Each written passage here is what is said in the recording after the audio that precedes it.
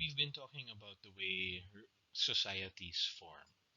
And for Berger, the sacred canopy of religion is a useful tool in the formation of society. But how so? We explained previously that the ongoing process of the formation of society involves externalization, objectivation, and internalization.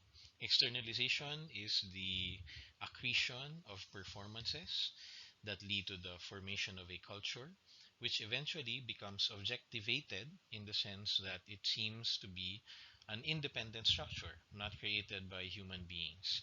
And this independent structure, or seemingly independent structure, becomes internalized by new members of the society to the point that it seems that it is the way the universe works. It is the way reality is. Moreover, the socially established nomos becomes a shield against chaos and the worldlessness that chaos implies, because uh, I am able to cling to order by subscribing to the societal structure. I am able to hold off the threat of chaos, the threat of worldlessness.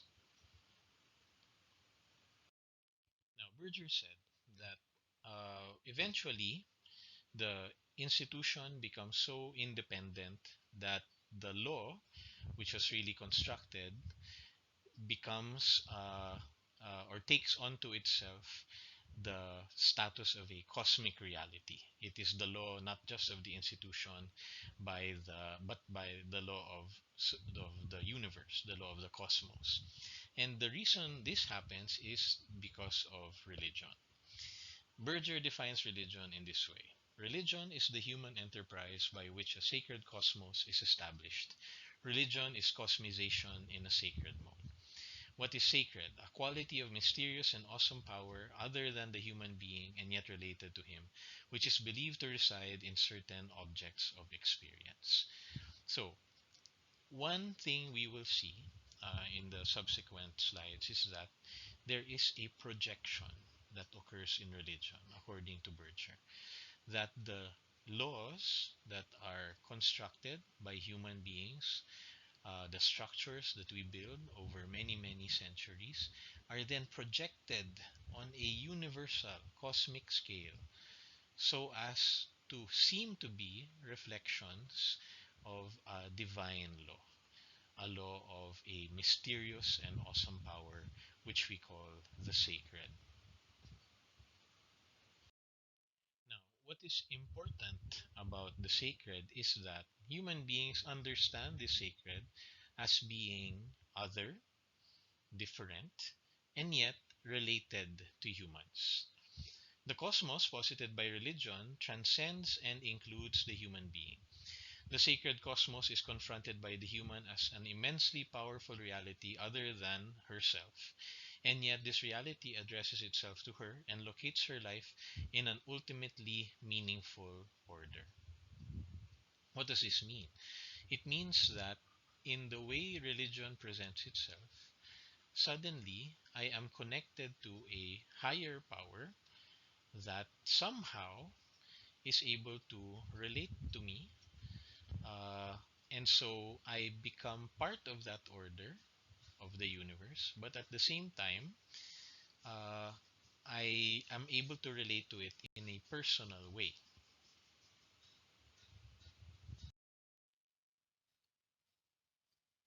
Following the thread of having a world versus worldlessness, order versus chaos, the sacred cosmos, Berger says, emerges out of chaos and continues to confront the latter as its terrible contrary.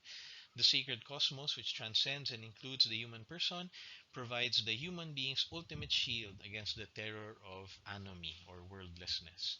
To be in a right relationship with the sacred cosmos is to be protected against the nightmare threats of chaos. To fall out of such a right relationship is to be abandoned on the edge of the abyss of meaninglessness. And here I'm reminded of that meme that Every day we stray from God's light because precisely that's what it is. If God's light provides order to the universe, straying from God's light suggests descent into chaos. Now, here's the doozy. Berger says religion has played a strategic part in the human enterprise of world building. Religion implies the farthest reach of the human being's self externalization, that is to say, their projection, their infusion of reality with their own meanings. Religion implies that human order is projected into the totality of being. Put differently, religion is the audacious attempt to conceive of the entire universe as being humanly significant. Now, I place emphasis on that last line because Berger suggests that perhaps religion is really nothing other than the grandest projection ever.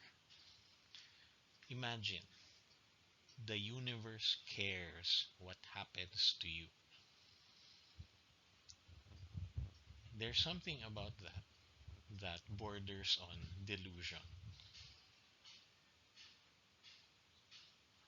Why should we matter to the universe? How can it be possible that in the vastness of things we have a kind of significance or importance that is inalienable? And yet, that is what religion insists in. There is an ultimate reality in which human life matters significantly. What if this is really all just our projection? What if, in the worst case, all of it is really just a delusion?